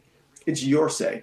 It's you choosing where this country should go, where the state should go, where the city should go, where the school board should go, and that is power that you don't want to give to somebody else to make a decision for you about it. It's a great question, Rico. Thank you for that. And it's one that I think us a little bit older heads, have to ask often is, what is it? We had an author on a moment ago, probably before you, Kelly Cervantes, and she talked about when people are grieving, that the best thing to do is when you are engaging with that person is to ask them to talk about the person that they've lost. So rather than telling, but asking questions, and you're sort of positioning the same way, which is let's meet people where they are. Let's ask them what's important to them. And then I love your question: who's going to make a better decision for you or somebody else? And I think that's a hugely great answer, because a lot of times it doesn't get broken down to that simplification. And in this case, simplifying something is important, Representative Pearson. Let me ask you a question, because of you being an HBCU person. What are your thoughts about this contribution and support that's come from an incredible woman and source right now, Mackenzie Scott, and the money she's been donating to HBCUs across the country? I think it's absolutely amazing, right? I mean, in all of our lives, either we went to HBCUs or our parents did, a cousin, a family member is connected. If I go back and get a master's degree, I'm going to go to HBCU. It's like I think that our institutions are so vitally important, and they are in desperate need of our resources and services. Lamorne Owen College, which is in my district here in Memphis. My Papa Jay went to Lamorne Owen College, LOC, an amazing school under the leadership of Dr. Christopher Davis. And we need more investments, right? Philanthropy is great, and we need philanthropists and great philanthropists like Mackenzie Scott. And also we need funding federally toward our institutions. Because you look at and I was just there, at Harvard Business School last week. You look at these institutions with these billions and billions and billions of dollars of an endowment, and our institutions have not had that same level of investment, right? And why is that? Well, the folks who are going to certain schools are and have been beneficiaries of legacy admissions. They're because their parents went there, they become more staples of social class, even than academic prowess, right? And I went to a private elite liberal arts college in Maine, right? And I've seen the benefits that come from that and the access that you get to it. And my college, right, has over $1 billion endowment now, I'm sure. But I look at the resources of Lemoyne, I look at the resources that we need at places like Howard and Hampton, our institutions, and we're going to need more significant federal investment. And that was something that the Biden-Harris administration did put a lot of resources into, but we need more. And I think as a member of the Congressional Black Caucus, that's going to be one of the initiatives that I push, because it is because of the access to higher education that my family was able to move from poverty into the professional class, with my mama being a teacher, my dad being a preacher, and now a chaplain at the VA. We have to have access to education, and particularly we have to have it in our schools that are teaching our history, that are teaching us our identity in a world that is really being reshaped to destroy that, to take that away, right? And to say it doesn't have value. We have to bolster our institutions more. And recently I got married this past July, and praise God for that, better than I deserve. But I prayed that one day when we have children, to send them right to historically Black colleges and universities, because we have to support our institutions academically, spiritually. We have to support our churches, because we need places where we are in control from A to Z, because those are the only places where we actually have control. And it's in our educational institutions, and it's in our churches. The rest of the world, we are not in the majority. The rest of the world, we don't have as much influence and power, but we have to invest in our institutions, which is why post-enslavement, right? These schools were founded in the first place, that we might have access to our God in the way that we want to access God, and have access to educational institutions in the ways that we want to be educated. And still, where we have gotten so much privilege and had so many opportunities, we still are dealing with what Carter G. Woodson says is the miseducation of the Negro. We still have work that we have to do. We still have to have our intellectual arguments and fights between W.B. Du Bois and Booker T. Washington, right? We still need to have those conversations. We still have to have our learnings and unlearnings, but we do need to invest in our institutions. Yeah, it's the investment, or the attempt, I should say, by the administration federally to just tear out that energy, tear out that investment and that support is not by accident, and it's because it produces the folks like you that are fighting in the way in which you're fighting. Representative Pearson, it's so much an honor to have you with us this morning. We're short on time, but the next time we'll spread out a whole hour, so we can just, bake this cake and do the thing that we do. How can folks who are listening anywhere in the country that want to follow you, want to support your efforts to Congress, how can they find you to do that? Absolutely. You can go to votejustinj.com, sign up to volunteer. We're starting off our virtual work next week. Or you can help us phone bank. Go to votejustinj.com. You can donate there. And then on social media at Justin J. Pearson, is on Instagram, on X, on Facebook. Just look me up, Justin J. Pearson, or Justin J. Pearson for Congress. And we need you. We need folks to volunteer. We need folks to help us to win this campaign. And I know when we work together, we're going to win. I'm sure of it. And I just am grateful to you, Chu and Rico, for the opportunity to be with you this morning. My pleasure, and we look forward to having you back in the near future. So let's make sure we schedule that and make it happen. Does that sound cool? That's perfect for me. All right. Justin J. Pearson, running for Congress, hanging out with us this morning on Choose Use. Thanks for being with us, sir. Have a great day and stay safe. Thank you. Blessings. Bye-bye. Bye-bye. All right, guys, let's take a quick break. 773-763-9278. You're listening to Choose Views on WCPT AM 820 in Chicago and WARR 1520 AM and 103.5 FM from Warren County, North Carolina. I'm Richard Chu. We'll be right back.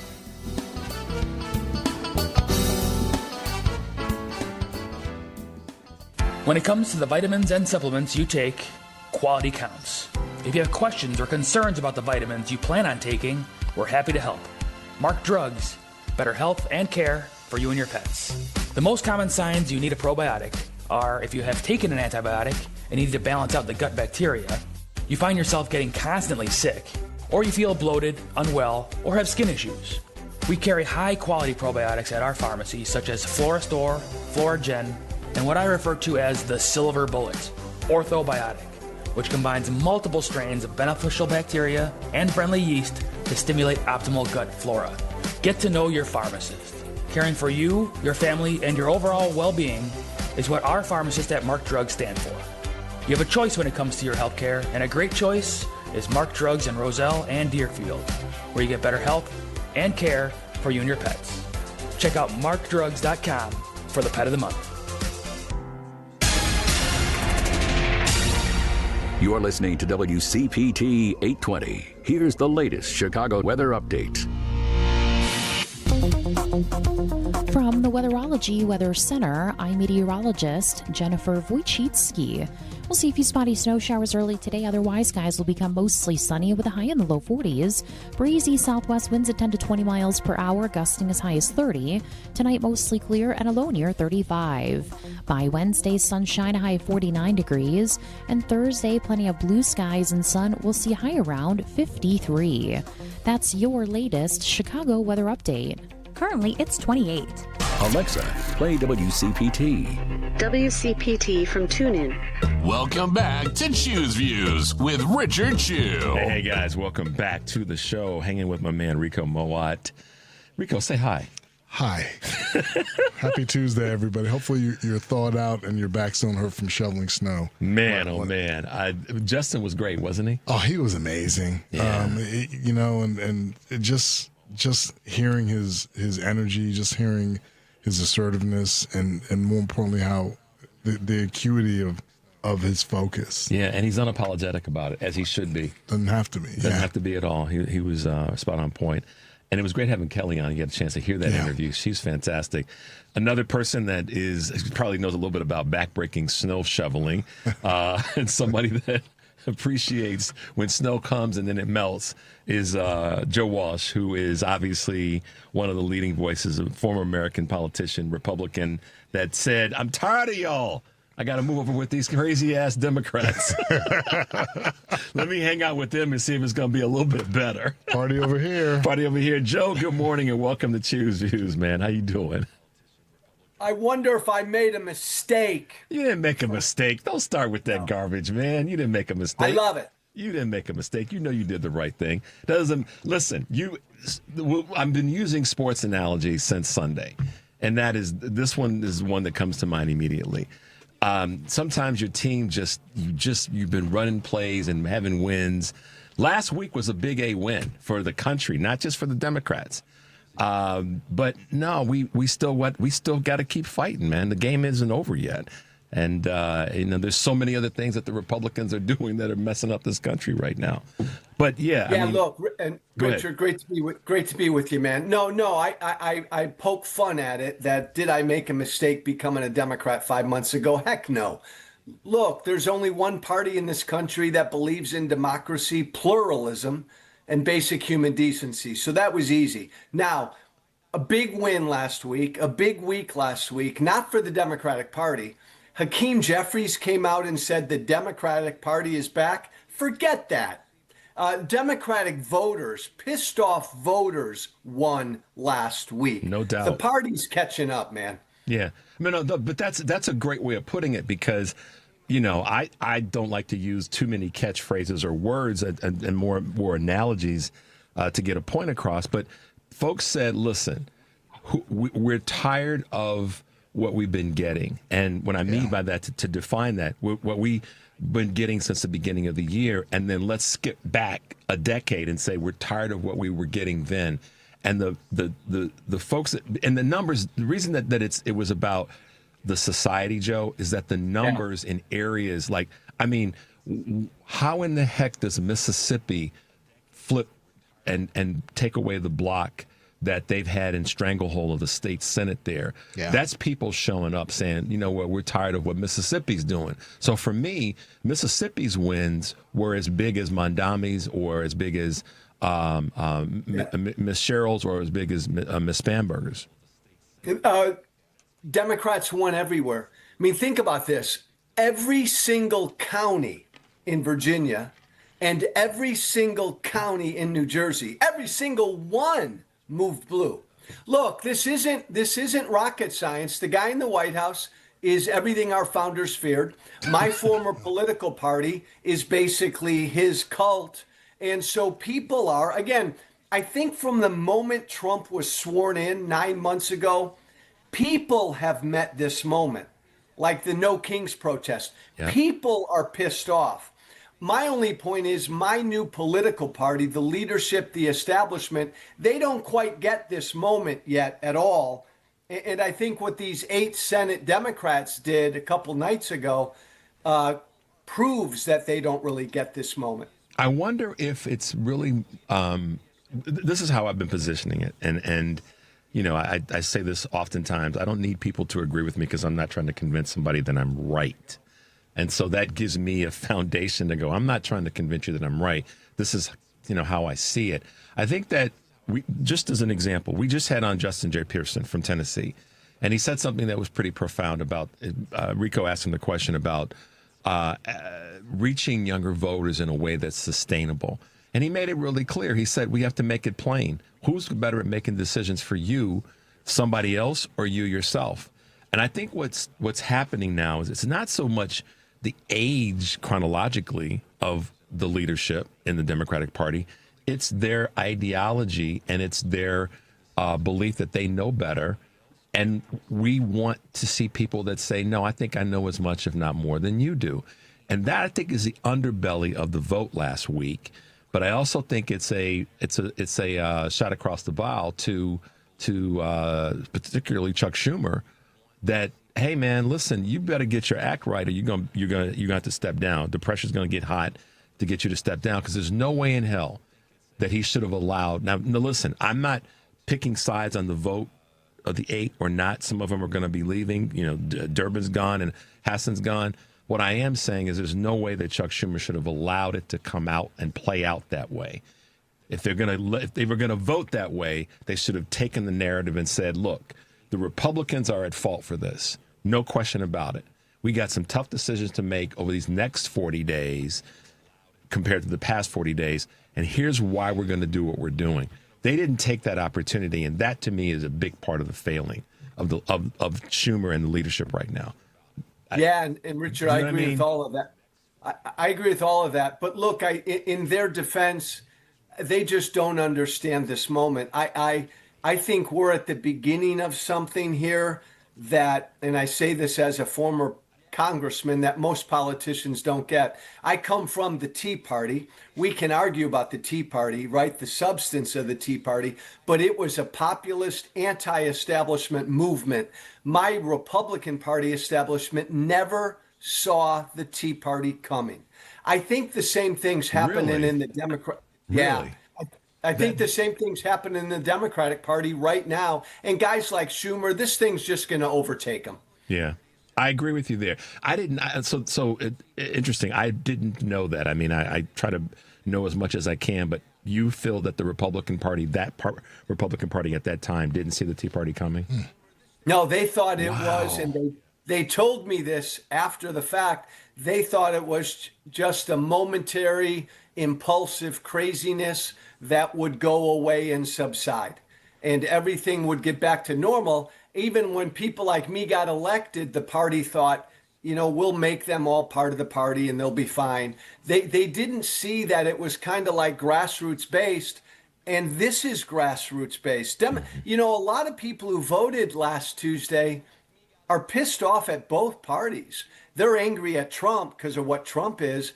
But according to the exit polls, a lot of the Democrats and independents are equally disappointed and pissed off with the Democratic Party. They voted Democrat, but they're pissed off at their own party. And I don't think the party really understands that. Sports analogy again, and I know Rico's going to chime in a moment. But why don't you go ahead? No, the big question that I have is, even though they made this choice and they voted Democrat, what is it that those people want to see the party do? I'll give you a stupidly simple word: fight. Fight, fight, fight. And that's what's so disappointing what's about the definition? See, this is the thing, though. This is where I challenge everybody on this. What's the definition of the word fight, though? I mean, in all honesty, your definition. Let me be fair. Yeah.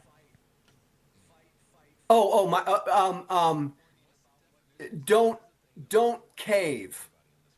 Don't look. When in my former Republican days, we Republicans would get together and privately we would laugh at Democrats because we knew they would never fight to win. We knew they would never fight to the death politically.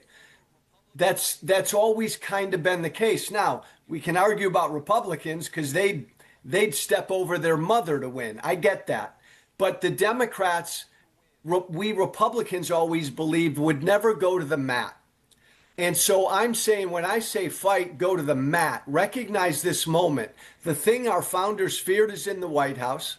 The Republican Party in Congress is his servant. These are not normal times. This is not your mama's and your dada's Republican Party. Don't end the shutdown.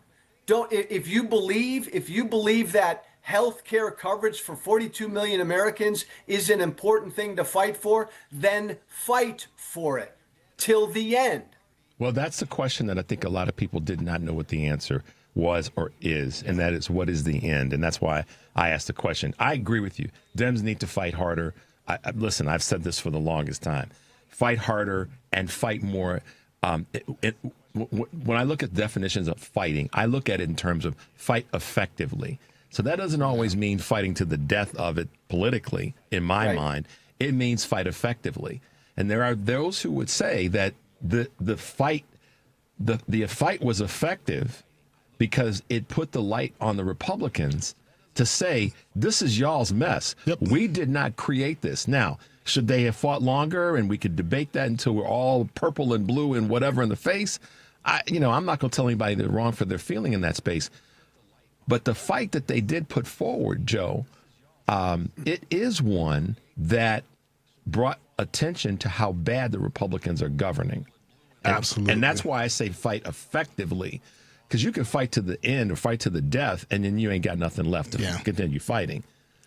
No, that's right, Richard, Rico, that's right, guys. And I actually said before this shutdown stuff, like if I were advising the Democrats, I wouldn't have fought this fight to begin with. I would have just 42 days ago, let's keep the government funded. The Obamacare subsidies are going to come and go. Republicans own it. Trump owns the economy that's crashing. He owns his stupid tariffs. He owns his cruel deportations. Don't fight him on the government shutdown. Just let Republicans own this. But once you enter that fight, once you decide I'm going to fight on the shutdown, well, then you got to get something. You got to fight. Then you got to fight to the end and get some. I don't think they did. Well, this is where I think where we all are challenged with what the definition of get something is, because I would say that federal government being put back to play over these next 40 days is pretty doggone important.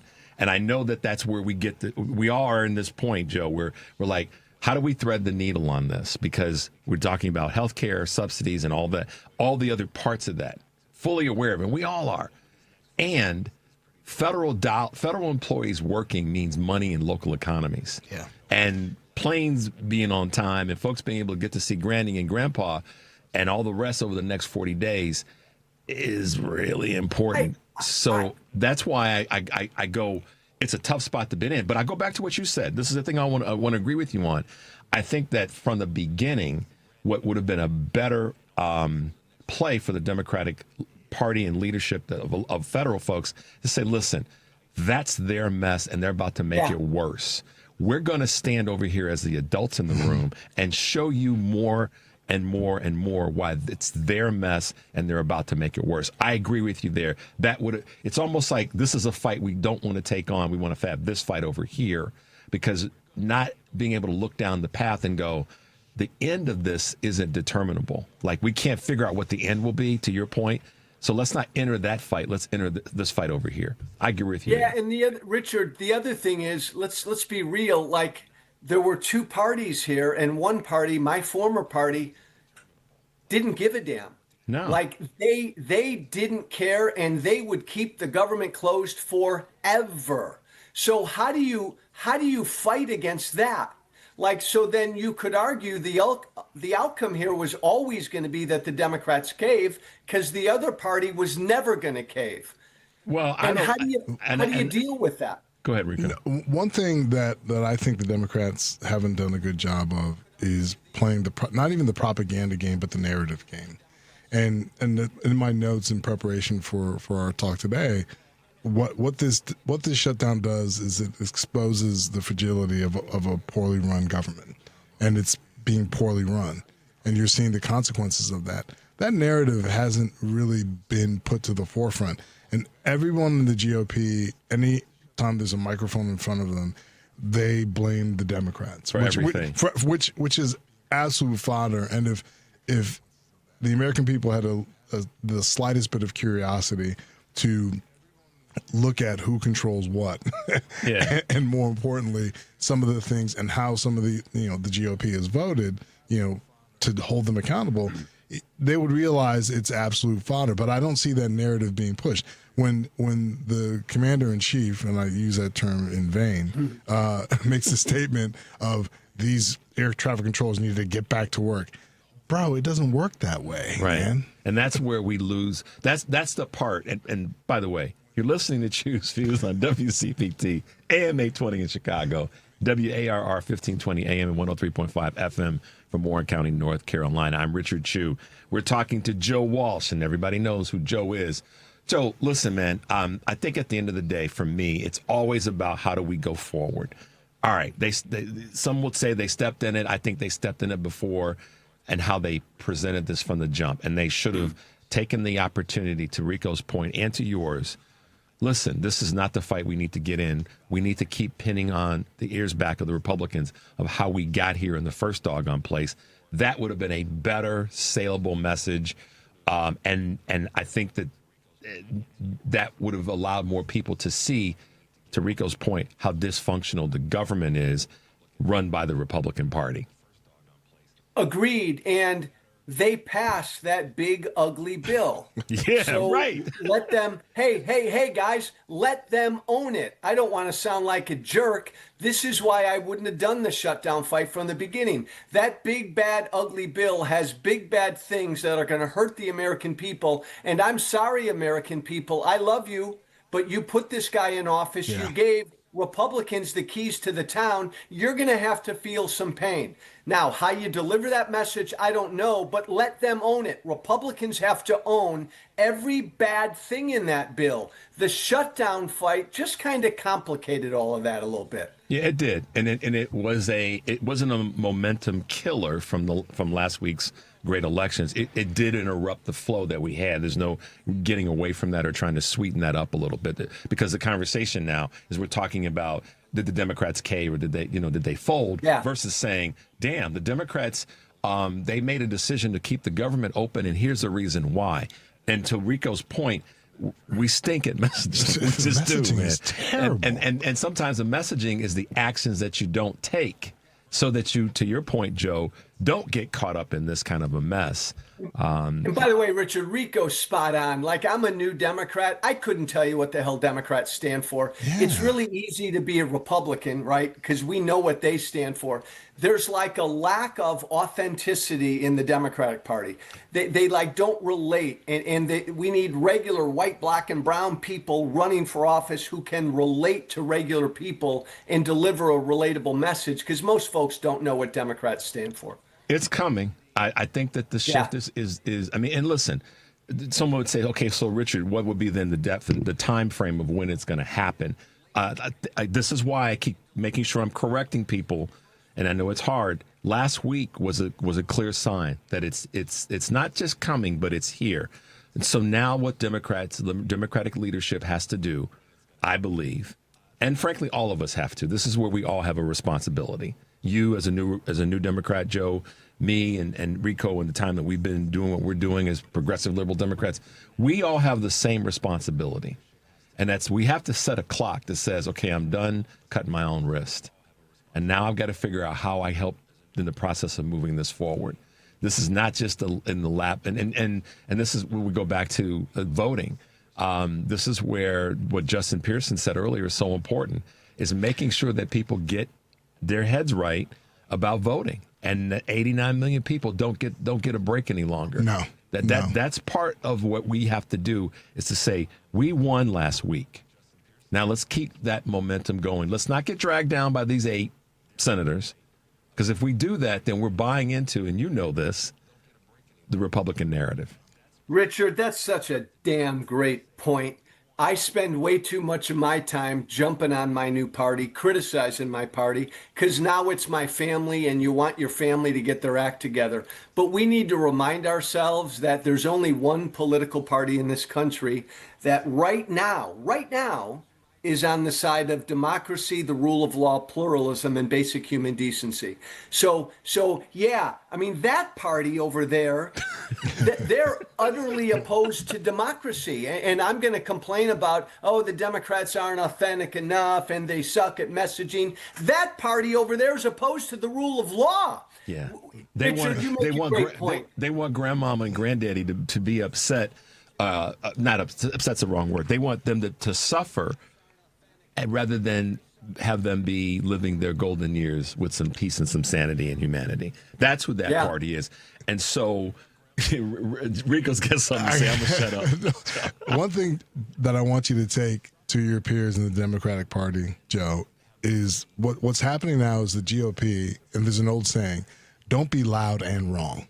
Yeah. And right now the GOP is loud and they're wrong, but Democrats just be loud. Just be loud. Just be loud. Yeah. Just be loud. And be willing and listen, be willing to punch a bully in the face right now. Absolutely. And you can punch him in the face in a lot of different ways. And there's so many things that the Democrats have, the leadership, those that are elected have as tools to just still keep punching.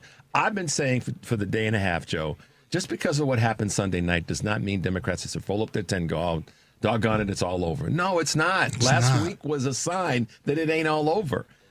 Rico, I love that, Rico. Be loud. Like, part of the problem is Chuck Schumer could understand the moment, but we're never going to believe him because he talks like Chuck Schumer. Part of the problem is so many Democratic politicians listen to so many consultants and pollsters, and they're afraid to say what they want to freaking say. Just be loud to say it. We talk about what does fighting mean. Just show me you're fighting. Even if I don't care what you're fighting for necessarily. Be loud, be a pisser, talk like the three of us are talking right now, right? Yeah. Like regular people, righteously pissed off people. That's what we want to say. By the way, Richard, yes, last week, again, people who oppose Trump and what my former party are doing, we will crawl bare ass naked across broken glass for miles to vote. And that's going to happen next year, no matter what. It doesn't matter what happened 2 nights ago.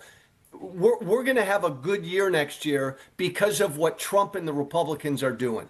That's the statement that has to be more loudly spoken than what 8 folks did on Sunday night. I think because if we don't, I'm such a believer in this, Joe, and thanks for hanging out with us this morning, that if we take the message from them and run the message, that's when we are going to be able to magnify this momentum into the next, into the next, into the next. It's sort of small victories become bigger victories, and we're on the precipice of that.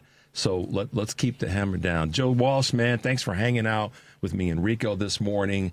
Thanks for your energy. Thanks for your passion. Stay a Democrat. You did not make a mistake. I know you were teasing, but no, man. Bring some right-minded folks with you that are willing to get in this fight and be right about it. So thanks for being with us, guys. Joe. All right, man. Be well. Guys. Have a good week. Wow, Rico.